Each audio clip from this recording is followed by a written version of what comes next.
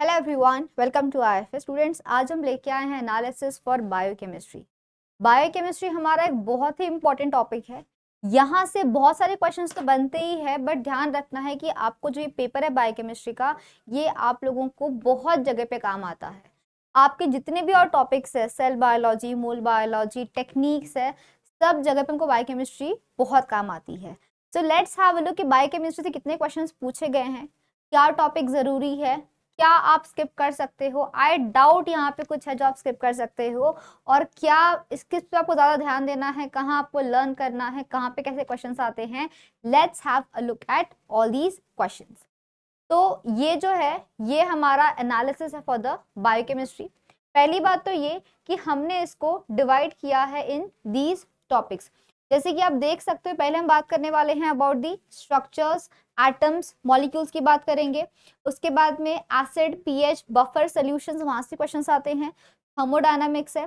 Then we have some biomolecules, जैसे कि amino acids है, प्रोटीन्स है, कार्बोहाइड्रेट्स है, लिपिड्स है, न्यूक्लिक एसिड्स है। तो ये कुछ बायोमॉलिक्यूल्स आपको ध्यान रखने हैं।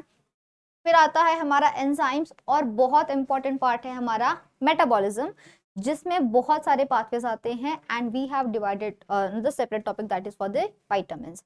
Vitamins are the vital amines. So let's have a look कि कहाँ से कितने क्वेश्चंस पूछे गए हैं और आप लोगों को क्या अच्छी से इस पार्ट से प्रिपेयर करना है।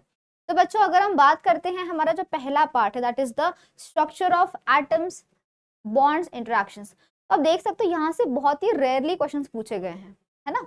अगर हम बात करते हैं structure of atoms, molecules, bonds, तो यहाँ से बहुत ही कम क्वेश्चंस पूछे गए हैं। पर दैट डज नॉट मीन कि इसको छोड़ दोगे, क्योंकि बॉन्ड जब आप पढ़ोगे ना, हाइड्रोफोबिक इंटरेक्शंस है, वॉन्डरवॉल फोर्सेस है, हाइड्रोजन बॉन्ड्स है, कोवैलेंट बॉन्ड्स है, आयनिक इंटरेक्शंस है, तो ये बॉन्ड्स ही आपका बेस है। इस बॉन्ड को ही आप पढ़ने वाले हो। अगर आपको बॉन्ड समझ में आएगा तो आप डीएनए पढ़ पाओगे, तो आप मेम्ब्रेन पढ़ पाओगे। तो ध्यान रखो, हम जो बात करते हैं इन एटम्स की, कार्बन, हाइड्रोजन, नाइट्रोजन क्या है, किस तरीके से काम करता है, ये सारा आपका बिल्कुल बेसिक होता है। मे बी आपको यहाँ से डायरेक्ट क्वेश्चन ना पूछा जाए, पर डेफिनेटली आपको यहाँ से जो आप पढ़ते हो, ये इन्फॉर्मेशन के बेसिस पे आप लोगों को सारी बातों को समझना है। तो रिमेंबर, यहाँ से डायरेक्ट क्वेश्चंस नहीं भी आया है तो ऐसा मत समझना कि छोड़ देंगे, नहीं। इसके बिना आपका पूरा लाइफ साइंस, पूरा जो टॉपिक है हमारा, वो सब इनकम्प्लीट है। तो prepare this as well. Next हमारा है एसिड, पीएच, बफर, सॉल्यूशंस। यहाँ से भी क्वेश्चंस पूछे गए हैं, बट बहुत नहीं पूछे हैं, बट पूछे हैं क्वेश्चंस। अब यहाँ से क्वेश्चंस कैसे आते हैं, तो आपको यहाँ से न्यूमेरिकल्स वाले क्वेश्चन मिल सकते हैं। हमारे पास में 0.1 नॉर्मल ये है, 0.2 नॉर्मल ये आपको बनाना है, उसे 0.3 मोलर कुछ सोल्यूशन बनाना है। तो आप कितना कॉन्सेंट्रेशन यहाँ से लोगे, क्या वहां से ऐड करोगे, तो आपको ऐसे कुछ न्यूमेरिकल्स वाले क्वेश्चन यहाँ से देखने को मिल सकते हैं। So this is very easy topics. Buffer है, सोल्यूशन, आपको बफर मेंटेन करना है, पीएच मेंटेन करना है, कम करना है, ज्यादा करना है, क्या ऐड करोगे, कितना ऐड करोगे, आपको ऐसे क्वेश्चंस मिलते हैं। अगर आप उतना कॉन्फिडेंट नहीं हो लेके न्यूमेरिकल्स को, तो आई विल से कि ट्राई इट। बिल्कुल नहीं आएगा तो आप छोड़ सकते हो, नहीं तो please go for it, because काफी इजी क्वेश्चंस आते हैं। सिंपल सिंपल 2-3 स्टेप में आपके आंसर आ जाएंगे यहाँ से। So you can definitely prepare that as well. Next we have is the thermodynamics. अब भाई मैम, ये बहुत डिफिकल्ट है भाई, पर यहाँ से क्वेश्चंस भी तो आते हैं। थर्मोडायनामिक्स से पहले बहुत क्वेश्चंस आते थे, अभी थोड़े से अब क्वेश्चंस आने कम हो गए हैं। तो अगर हम बात करते हैं थर्मोडायनामिक्स की, तो इसमें आपके 3 लॉज होते हैं। हम बात करते हैं 3 सिस्टम्स होते हैं, सॉरी। तो क्या सिस्टम है, कैसे काम करता है, तो आपको ऐसे थोड़े बहुत क्वेश्चंस आपको मिल सकते हैं from this thermodynamics part. So definitely आपको यहाँ से अगर थ्योरेटिकल क्वेश्चन आएगा तो आप आराम से कर लोगे। न्यूमेरिकल्स वाले क्वेश्चन में बच्चे थोड़ा सा घबरा जाते हैं, तो कोई दिक्कत नहीं है बच्चों। अगर आपको प्रॉपर तरीके से आता है, गो फॉर इट। नहीं आता है तो मेरे हिसाब से आप लोग न्यूमेरिकल्स वाले पार्ट को थोड़ा सा स्किप कर सकते हैं, बिकॉज बायोलॉजी स्टूडेंट्स की मैथ्स थोड़ी सी वीक होती है, मेरी भी है। तो कोई बात नहीं है, पर ध्यान रखो कि आपको समझना है इसको। क्यों समझना है? अगर आप बफर समझोगे तो आप इलेक्ट्रोफोरेसिस के क्वेश्चन सॉल्व कर पाओगे। तो आप लोगों को जितनी अंडरस्टैंडिंग रहेगी यहाँ से, on that understanding basis only आप बाकी के चीजों को भी टैकल कर पाओगे। तो please don't leave this topics. भले ही आप इसके क्वेश्चन अटेम्प्ट ना करो, पर आपको ये जरूर काम आने वाला है आपके दूसरे टॉपिक्स के अंदर। उसके बाद अगर हम बात करते हैं about these molecules, like we have amino acids, यहाँ से भी काफी क्वेश्चन देखने को मिले हैं। पहले बहुत आते थे क्वेश्चन यहाँ से। प्रोटीन्स की बात कर ले हम, तो यहाँ से भी क्वेश्चंस आप देख सकते हो कि एक दो क्वेश्चन तो डेफिनेटली आपको यहाँ से पूछे जाते हैं। As I can say about carbohydrates, यहाँ से आप देखो कंटिन्यूअसली क्वेश्चंस पूछे गए हैं और अभी भी हमको यहाँ से कंटिन्यूअसली क्वेश्चंस पूछते हुए दिख रहा है। नेक्स्ट अगर हम बात करते हैं हमारे लिपिड्स की, तो लिपिड्स से हमको थोड़े से कम क्वेश्चंस है, पर यहाँ से भी क्वेश्चंस पूछे गए हैं।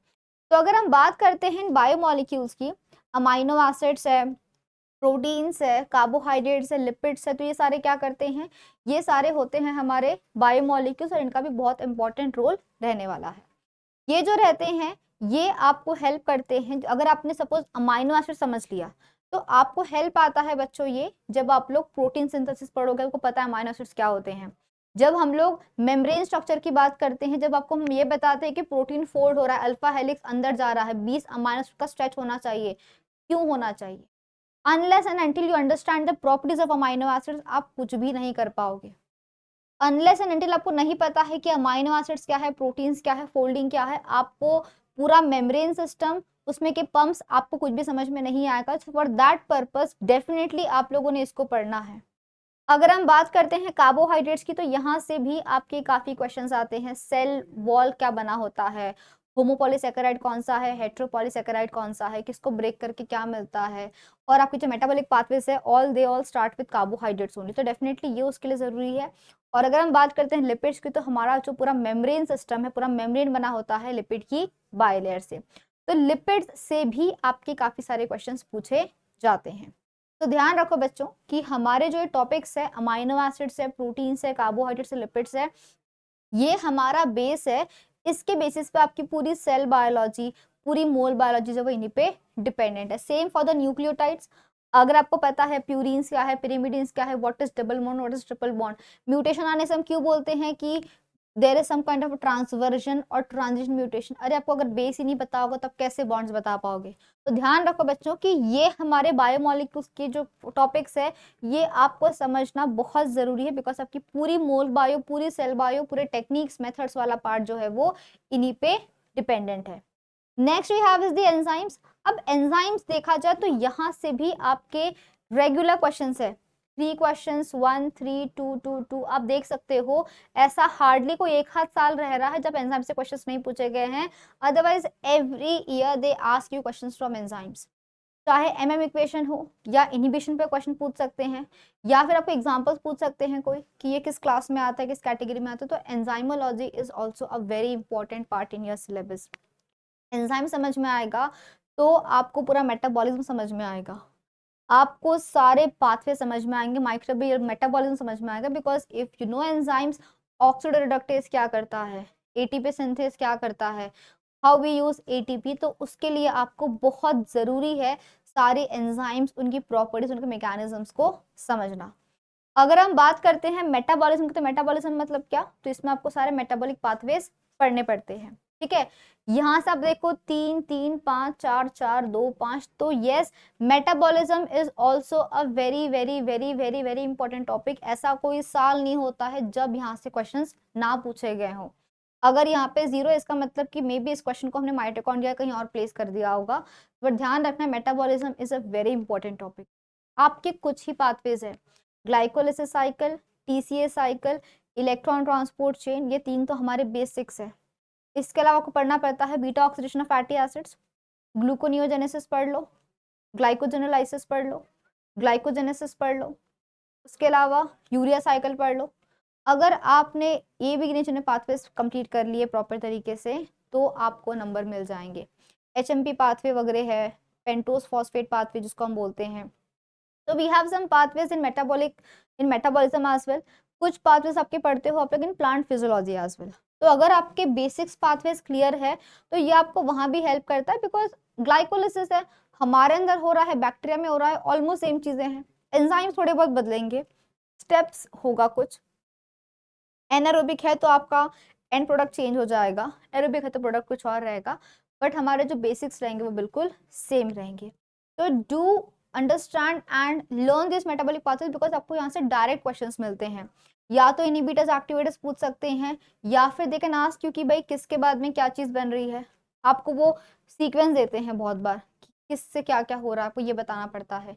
कितने ATP बनते हैं from 1 glucose, completely oxidize, partially oxidize, आपको ऐसे क्वेश्चन यहाँ से मिल सकते हैं। And lastly we have the topic that is the vitamins. Vitamins are the vital amines, यहाँ से आपको डायरेक्ट क्वेश्चन आते हैं। अगर हम विटामिन देखेंगे तो यहाँ से मेरे को एक एक एक एक एक क्वेश्चन तो देखने को मिल ही रहा है। तो अगर हम बात करते हैं विटामिन्स की, तो mainly they ask you on the diseases कि डेफिशिएंसी से कौन सी बीमारी होती है, आपको ये पूछा जाता है। Rarely they ask you vitamin C is which of the following acid, citric acid है या फिर कोई और एसिड है, जो भी आपको पूछा जाएगा तो आपको ये सारी चीजें जो है वो बतानी पड़ती है। ठीक है, सो ध्यान रखना है कि अगर हम बात करते हैं कि विटामिन से तो एस्कॉर्बिक एसिड होता है कि साइट्रिक एसिड होता है, क्या साइट्रेट होता है, क्या होता है, रेटिनॉल है, रेटिनॉल है, रेटिनिल ईस्ट, रेटिनोइक एसिड है, तो आपको ऐसे नाम पूछे जाएंगे यहाँ से। But mainly on the vitamin part they ask you on the diseases only. तो क्या निकाला हमने इन्फरेंस यहाँ से, क्या निकाला हमने यहाँ से इन्फरेंस, तो ध्यान रखो बच्चों कि आपको यहाँ से क्या क्या पढ़ना है, सब कुछ। There is nothing which you can skip. अगर आपको बहुत डिफिकल्ट लग रहा है तो I have told you numericals वाला पार्ट सॉल्व करना शायद आप रहने दे सकते हो, पर आपको सब कुछ पढ़ना है, बिकॉज अगर आपको ये कंसेप्ट समझ में आएंगे तो ही आप लोगों को बाकी के पेपर समझ में आएंगे। मोल बायो, सेल बायो को तभी समझ में आएगा। So do practice well, do understand all these concepts very well. If you have any doubts from any of the topics, you can please put in the comment box and we will all help you. Have a great day everyone and a very happy learning.